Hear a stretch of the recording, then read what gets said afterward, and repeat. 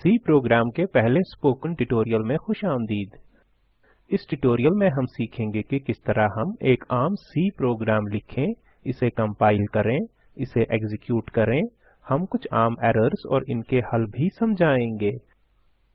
इस ट्यूटोरियल को रिकॉर्ड करने के लिए मैं उबुंटू ऑपरेटिंग सिस्टम वर्जन 11.10 और उबुंटू पर जीसीसी कंपाइलर वर्जन 4.6.1 इस्तेमाल कर रहा हूँ। इस ट्यूटोरियल की मशक करने के लिए आपको उबुंटू ऑपरेटिंग सिस्टम और एडिटर के बारे में मालूमात होनी चाहिए। विम और गेडिट कुछ एडिटर हैं। मैं इस ट्यूटोरियल में गेडिट को इस्तेमाल करूंगा।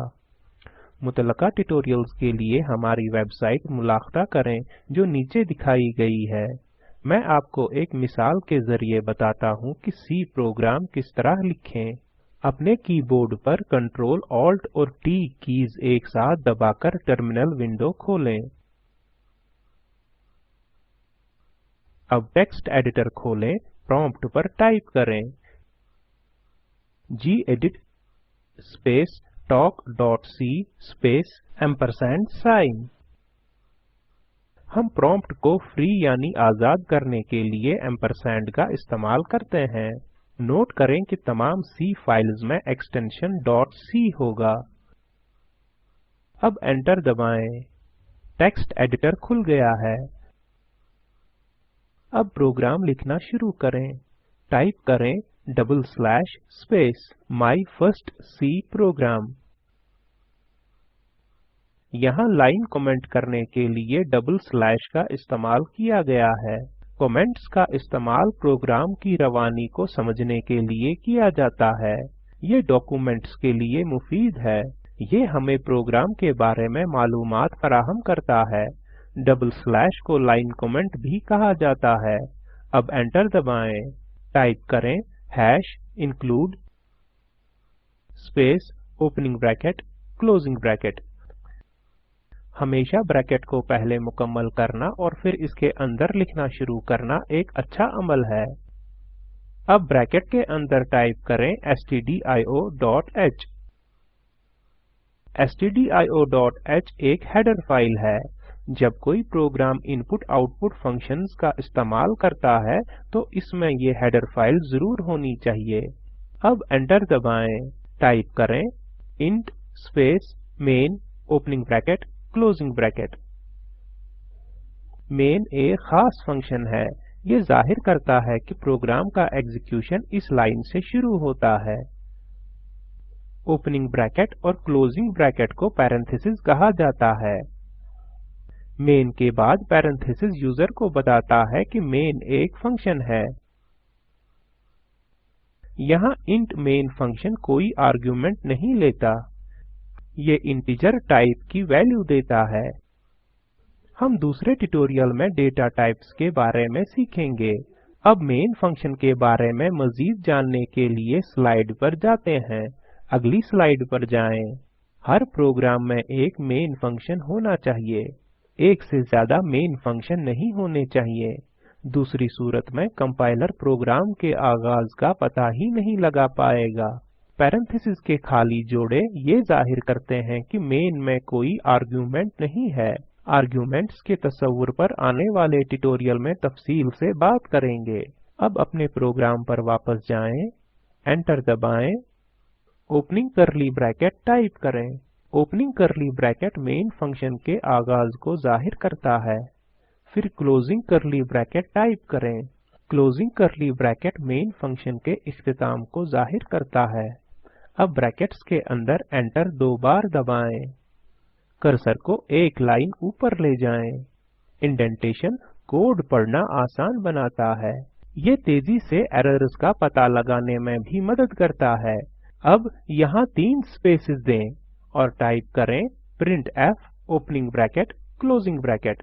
printf आउटपुट को टर्मिनल पर प्रिंट करने के लिए एक स्टैंडर्ड सी फंक्शन है। यहाँ ब्रैकेट्स के अंदर डबल कोट्स में। printf स्टेटमेंट में डबल कोट्स के अंदर जो कुछ भी है टर्मिनल पर प्रिंट हो जाएगा। टाइप करें talk to a teacher \n। n नई लाइन की निशानदेही करता है, जिसके नतीजे में printf के फंक्शन के एग्जीक्यूशन के बाद कर्सर नई लाइन पर चला जाता है। हर C स्टेटमेंट को एक सेमीकोलन से खत्म करना चाहिए। अब इसे लाइन के आखिर में टाइप करें। सेमीकोलन एक स्टेटमेंट टर्मिनेटर के तौर पर काम करता है। अब एंटर दबाएं और यहाँ 3 स्पेसेस दें और टाइप करें रिटर्न स्पेस 0 और सेमीकोलन। ये स्टेटमेंट इंटीजर 0 रिटर्न यानी वापस करता है। इस फंक्शन के लिए एक इंटीजर हासिल होना चाहिए क्योंकि फंक्शन की किस्म इंट है। रिटर्न स्टेटमेंट एग्जीक्यूटेबल स्टेटमेंट्स के खत्म होने को जाहिर करता है। हम दूसरे ट्यूटोरियल में रिटर्न हुए वैल्यूज के बारे में मजीद सीखेंगे। अब फाइल को सेव करने के लिए सेव के बटन पर क्लिक करें। फाइलें वक्फे से सेव करते रहना एक अच्छी आदत है। ये आपको अचानक होने वाले पावर कट के नुकसान से बचाएगा। अगर एप्लीकेशंस क्रैश होती हैं तो ये कारआमद होगा। अब प्रोग्राम को कंपाइल करें, टर्मिनल पर वापस जाएं। टाइप करें GCC space talk.c space -o space myoutput। GCC एक कंपाइलर है। talk.c हमारा फाइल नेम है। -o myoutput से पता चलता है कि एग्जीक्यूटेबल को myoutput में जाना चाहिए। अब एंटर दबाएं।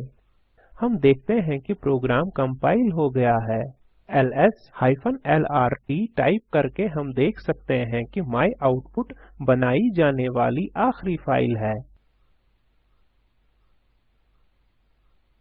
प्रोग्राम को एग्जीक्यूट करने के लिए टाइप करें ./myoutput और एंटर दबाएं। यहाँ output talk to a teacher के तौर पर जाहिर होता है। जैसा मैंने पहले कहा, रिटर्न एग्जीक्यूट किए जाने वाला आखिरी स्टेटमेंट है। इसी तरह रिटर्न स्टेटमेंट के बाद कुछ भी एग्जीक्यूट नहीं किया जाएगा। अब इसकी कोशिश करें। आप प्रोग्राम पर वापस आएं। रिटर्न स्टेटमेंट के बाद एक और printf स्टेटमेंट शामिल करें। स्पेस दें, टाइप करें printf opening bracket closing bracket. Bracket के अंदर डबल कोट्स में टाइप करें वेलकम \n और आखिर में एक सेमीकोलन टाइप करें। अब सेव पर क्लिक करें। अब कंपाइल और एग्जीक्यूट करें। अपने टर्मिनल पर वापस आएं। आप अप एरो की का इस्तेमाल करते हुए साबिका दाखिल किए गए कमांड्स दोहरा सकते हैं। यही मैंने भी अभी किया। हम देखते हैं कि दूसरा स्टेटमेंट वेलकम एग्जीक्यूट नहीं होता है। अब अपने प्रोग्राम पर वापस आएं। रिटर्न स्टेटमेंट के ऊपर वेलकम स्टेटमेंट लिखें। सेव पर क्लिक करें। कंपाइल और एग्जीक्यूट करें। हम देखते हैं कि दूसरा printf स्टेटमेंट वेलकम भी एग्जीक्यूट किया गया है। अब इन आम एरर्स को देखते हैं जो हमारे सामने आ सकते हैं। अपने प्रोग्राम पर वापस आएं। फर्ज करें यहाँ मैं stdio.h में डॉट भूल जाता हूँ। सेव पर क्लिक करें। कंपाइल और एग्जीक्यूट करें। हम देखते हैं कि हमारी talk.c फाइल में लाइन नंबर 2 में एक फैटल एरर है। कंपाइलर stdioh के नाम वाली हेडर फाइल का पता नहीं लगा सकता, तो ये एक एरर जाहिर कर रहा है नो सच फाइल और डायरेक्टरी, और कंपाइलेशन खत्म हो जाता है। अब एरर को दुरुस्त करें। प्रोग्राम पर वापस आएं, डॉट को दोबारा दर्ज करें और सेव पर क्लिक करें। कंपाइल और एग्जीक्यूट करें। जी हाँ, ये काम कर रहा है। मैं आपको एक दूसरा आम एरर दिखाऊंगा। प्रोग्राम पर वापस जाएं। अब फर्ज करें यहाँ मैं लाइन के आखिर में सेमीकोलन भूल जाता हूँ। सेव पर क्लिक करें। कंपाइल और एग्जीक्यूट करें।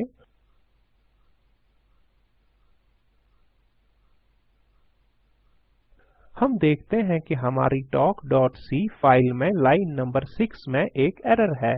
ये है एक्सपेक्टेड सेमीकोलन बिफोर printf। आप प्रोग्राम पर वापस आएं।